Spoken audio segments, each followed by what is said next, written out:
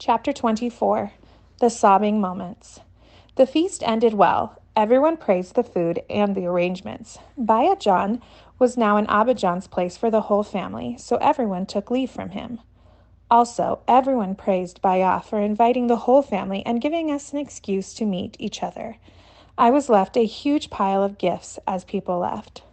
On her way out, Riswana's younger sister handed me over a pink small box. The packing of the gift revealed that it was from my beloved, so I immediately sneaked it into the inner pocket of my coat. I will call her as soon as I get free. Tell her to wait for me, I whispered in her sister's ear as she headed out. I did as promised. I dialed Riswana's number when everyone left. Her voice was shaky, translating her sadness. "What will I do when you leave?" she said, the same thing for the 100th time, and my heart trembled. "Miss me when you miss me. Talk to my photograph." Oh my God, how do you know that I talk to your photo? I could imagine her blushing, rosy face. "I know that I live in your heart," I said to console her. "But you are planning to leave this house and go," she complained. I couldn't help but laugh. Oh, my innocent Riswana, I am not a tenant here. This heart is mine. Wherever I live, this will be mine forever. You and I are tied with love, and this distance would never matter. I will call you every day, I promised her. I will tell my heart that you and I breathe in the same air. That might calm it down, she sobbed again. Stop crying first, Riswana. You know that going to America has been my lifelong dream. If you keep crying like this, and I will think you are not happy for me. It was my turn to complain now. Don't say that. I am the happiest for you. She stopped sobbing. Then stop crying now. My mother used to say that one should not cry on a happy occasion, I told her.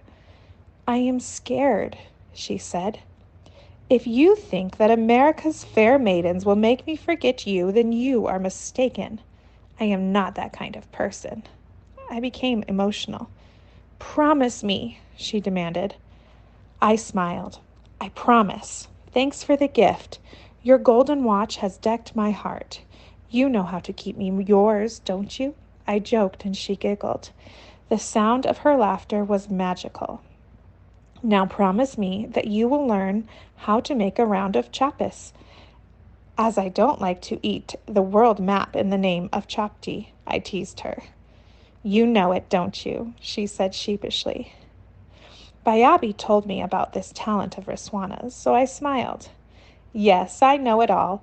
Also, I will come now to take my bride with me. Till then, remember, you are mine. Bybee has all the pictures of yesterday's event. Steal a good one from her collection, I said. I knew that she stole a photograph of mine whenever she came home. You are way cleverer than I thought, I said while ending our conversation. She disconnected. I got up to leave for my room when the phone rang again, and I picked it up. My prayers and my love are always with you. Wherever you go, wherever you be, may Allah protect you. I knew that she would be crying again. I also became forlorn. I had never imagined that this would be so painful. I had to endure it for my future, for our future. So I got up and went to the room. All my siblings had decided to stay that night with me. As the moments were ending, we chatted all night, reminiscing of our childhood, the folly of teenage, and our love for one another as we grew up. My flight was at 5 a.m., so after offering the morning prayers, we left for the airport. All my cousins came to the airport to see me off. I felt very lucky.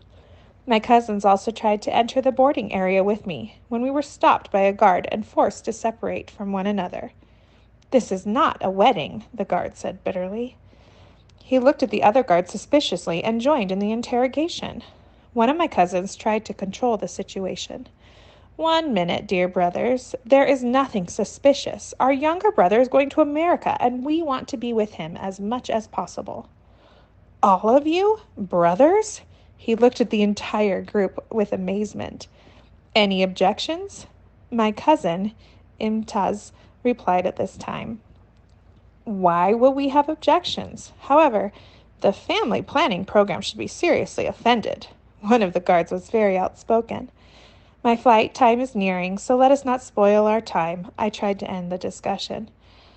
I cannot put my job at stake for your time. I am not letting you all go in. So the one with the ticket can proceed, the guard said firmly. Khurshid, my other cousin, was about to say something when Musa Bai entered the scene he had just reached. He took the guard to one side, and then some moments later we were all going inside. As soon as we entered the waiting area, the guard yelled, "Make sure you give the full protocol to the king as he leaves." Well, we looked back and laughed. We had some time left over, so we chatted to our heart's content. Baya and Musa Bai had brought some fruit cake and pastries from home, and we had the tea-filled thermos. We devoured the tea and the cake and confectionery items. The time ended quickly, and my cousins finally said goodbye to me as I proceeded to leave the country.